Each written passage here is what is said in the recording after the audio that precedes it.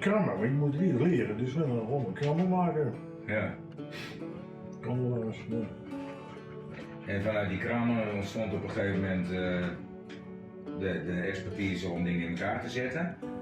Maar dit is in niets meer vergelijkbaar met hoe je begonnen bent. Want dit is echt een fijnere schetswerk. Maar hier zit eigenlijk heel weinig smidswerk aan. Niet zo heel veel. Ja. Hoe zou je het anders noemen? Is het siersmeden? Dit is smidswerk. En wat ik wel erg grappig vind is dat je eigenlijk allemaal afvalmateriaal gebruikt. Hè? De moersleutels zitten er nog herkenbaar in, en de waterpomp hangen en fietskettingen en alles. Dus eigenlijk geef je dingen een tweede leven. En soms wel een derde of een vierde leven. Oké. Ja.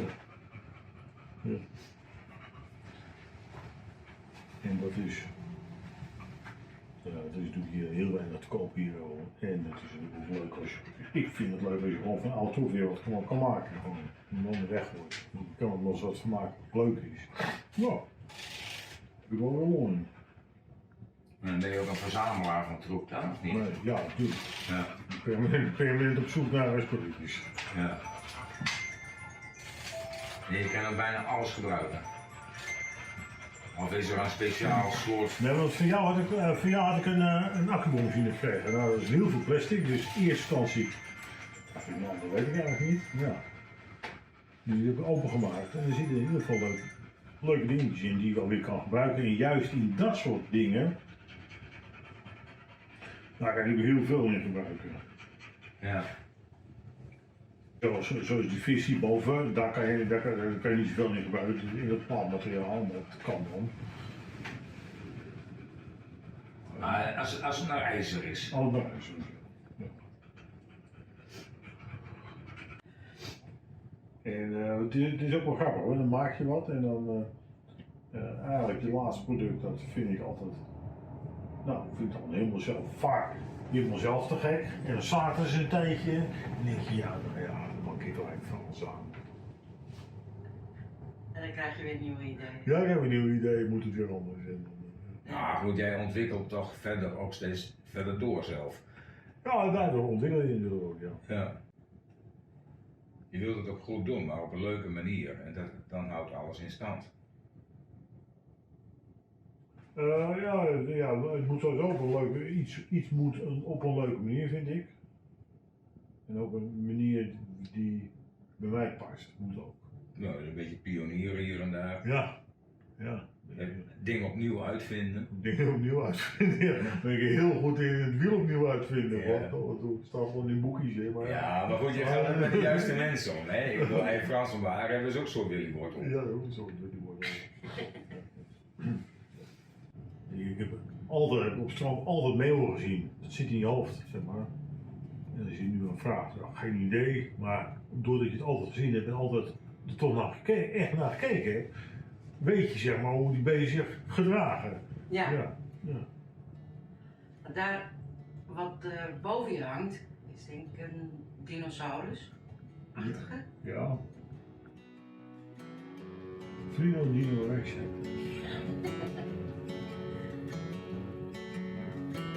Gewoon in je hoofd ontstaan. Ah, die heb ik nooit op zand gezien hoor. Nee. Nou nee, want ik vond het heel erg leuk om zo'n kop te maken met panden. Daar was ik mee begonnen. Dat vond ik echt heel erg leuk. Ja. Nou ja, dan moet je van koppen, ja, dan heb je een van de rare kop gemaakt. Nou, dan moet nog wat aan ook natuurlijk. En dit nakomen.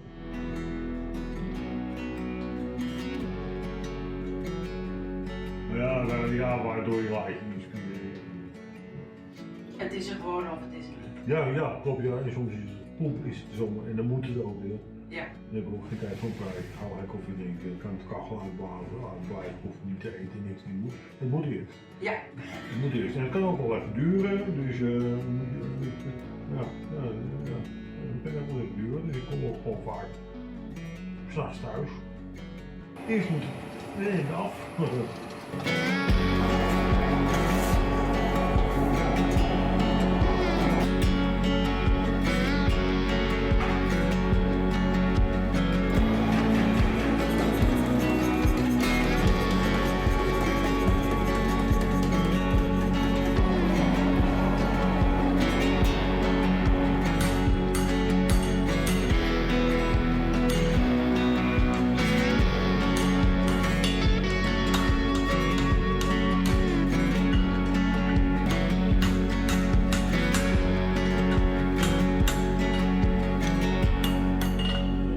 leuk, hè? Dus van hoeveelste tot haakje.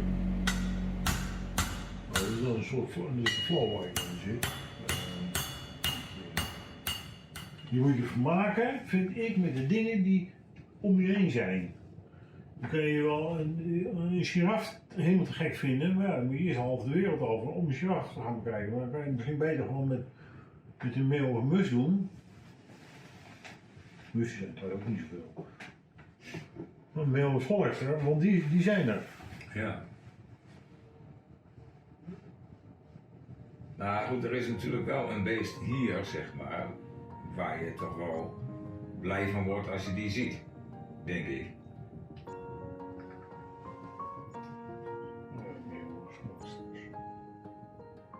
Geluidverscholen, alleen op geluidverscholen. Ja. Ja. Schoolextra en hulp en dat soort dingen. Dat is Eigenlijk laat je je ook inspireren door Finland. Dat is gewoon waar je woont. Nou, ja, mijn omgeving, ja. Ja. Sjaaf is het niet. Dan ga je misschien om de snavel. Ja.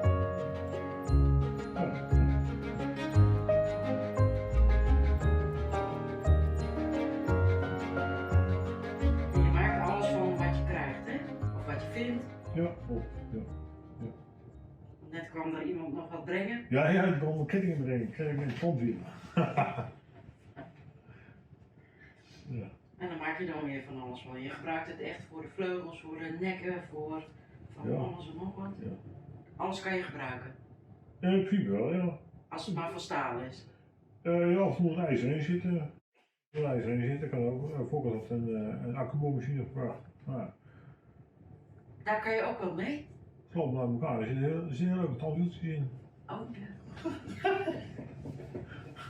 Ja, tuurlijk. Ik was er eigenlijk heel blij mee. In die instantie niet, maar ja, je kan echt geen vaker niet in de bek kijken. Ik dacht, nou ja, ik zal wel zien. Nou, dan ga je een klap met de arm opgeven. Nou, de barst die open. Ik dacht, nou mooi, denk ik, dat is mooi. Dat gaat goed. Dus nou wil ik wel meer akkuboormachines. Eigenlijk is het wel heel jammer dat je dit niet ergens exposeert, want het zijn toch wel bijzondere creaties hoor. Ik exposeer het hier, hè. Ja. En je de hele dag wel aanlopen. Heel de aanloop, ja. Ja, dat is nog grappig. Je kent ook echt de meest bijzondere mensen. Ik heb echt via jou ook mensen ontmoet. Ook die toen die kerel op die stek voorbij zien komen met zijn luipaardvel. Ja. Die vent die was aangespoeld, die lag. Die was met de kano. Met de kano nog. Nee, die was met de kano tot Duitsland heen. En die was tot op Texel beland, bij de vuurtoren. Het was wat slecht weer. En dat is een tentje opgezet, de kano ernaast lag te slapen. En kwam de politie, moest hij weg. Maar ja, waar moest hij heen? Hij moest naar de camping, maar je kan niet 5 kilometer gaan lopen met de kano. Ja, hij moest weg, dus toen dacht hij, nou ga ik naar de overkant, naar Friesland toe, maar het slecht weer, dat hij schipbreuk geleden, halve nacht aan de moei gehangen, toen was hij aangespoeld op de zuidkant van de Vliehorst. Ja, toen lag hij daar in het zonnetje van, nou hé, ik heb het gered. En toen werd hij beschoten.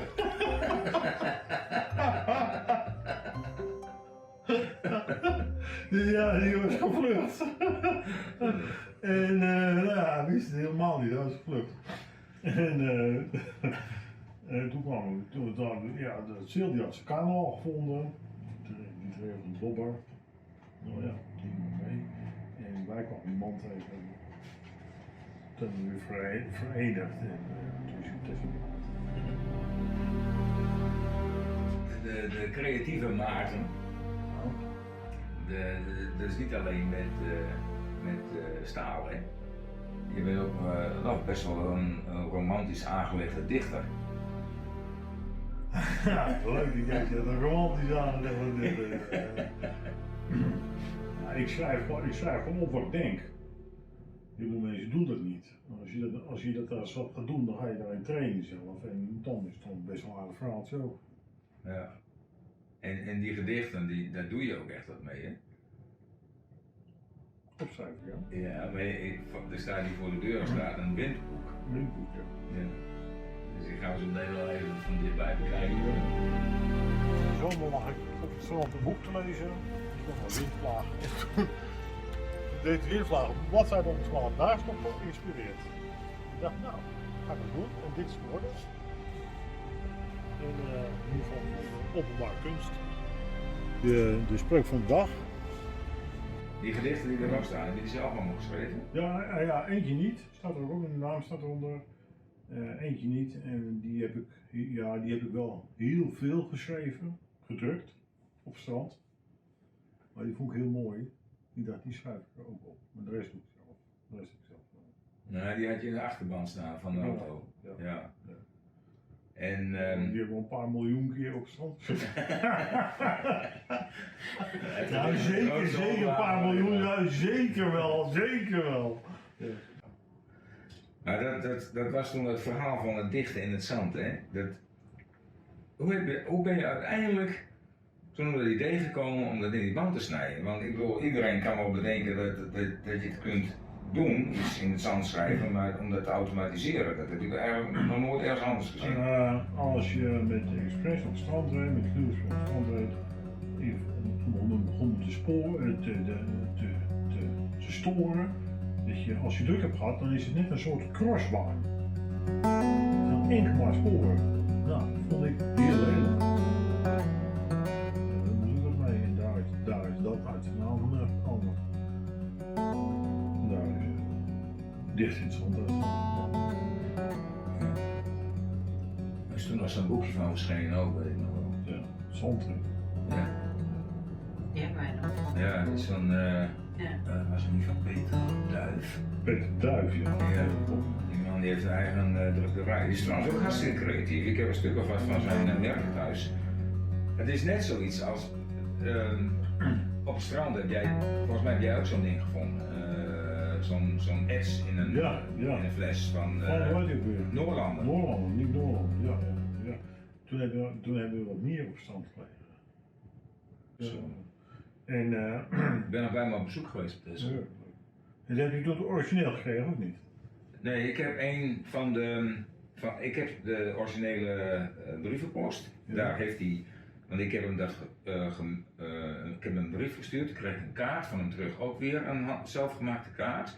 En de tekst die hij erop geschreven heeft op de achterkant heb ik aan de achterkant van de ets nog steeds bij het werk. Ja.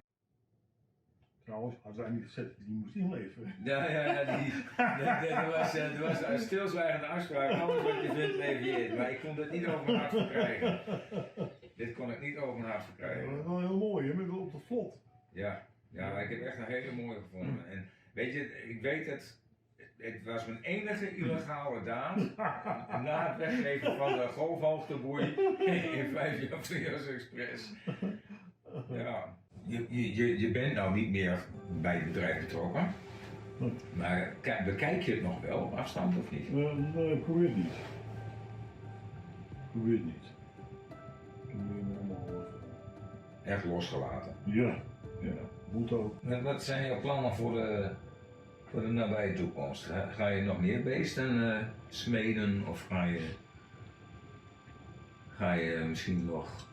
Ik ben aan een bloemje maken, een bloemstuk. Dat is er eentje, maar ik wil er eentje hebben die groter is. Daar ben ik nou mee bezig. Nou, dat is natuurlijk normaal. De nabije toekomst is heel dichtbij.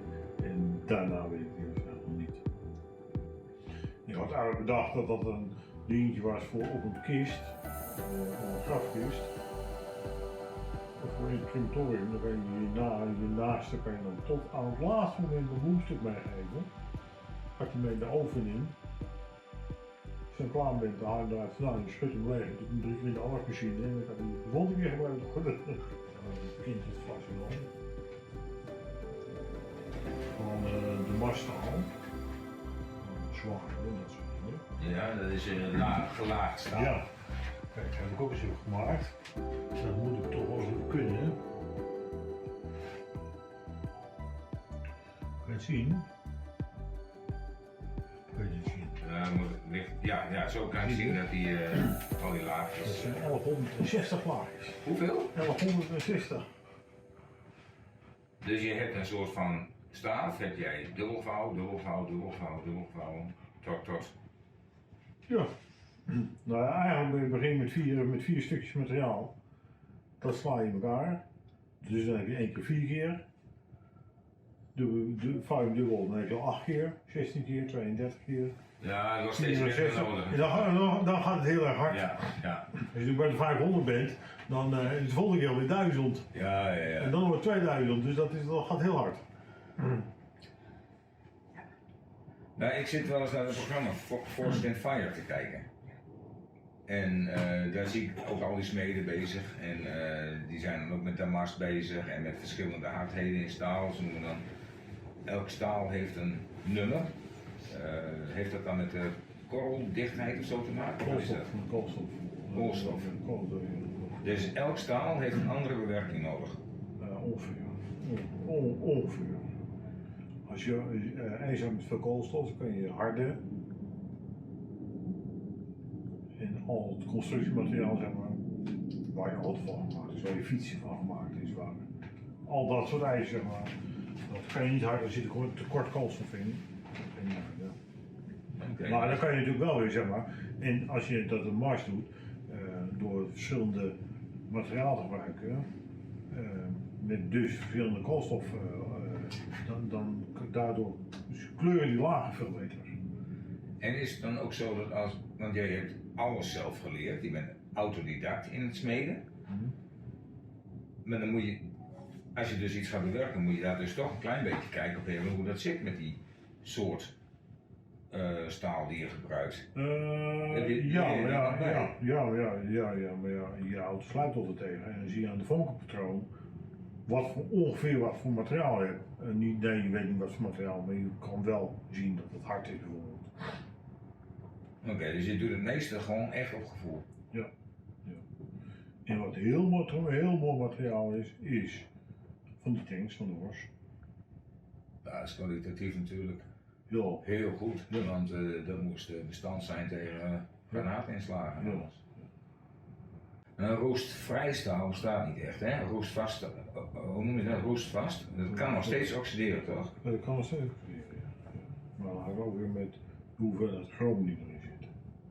Want waar de bloemies van gemaakt is, dat is gewoon een stukje waarschuwkap geweest. Er zit minder chroom in, dat zou ook kleuren, vlekken erop, roestvlekken erop. Als je hoogwaardiger roefstaal hebt, waar meer chroom in zit, ja, dat blijft veel mooier. Ben je een gelukkig mens maken? Ik ben ook een mens, ja. Ja, ik kan het goed met mezelf vinden. Ja, dat is wel belangrijk, hè? Dat vind ik wel, ja. En vooral op zo'n eiland, zoals hier, vind ik moet je goed met jezelf kunnen vinden. Want er is geen achterland, je kan niet zeggen, ik ga even een dorp verder. Toch? Dus, ja, het is een soort monumentje geworden. En ik heb mijn vrienden opdracht gegeven, mocht ik er 5 uitgaan, dan dat op mezelf. Het windboek. Ja, gewoon een deel, zo, in de hele toestand. Ja. En nog niet te doen hoor.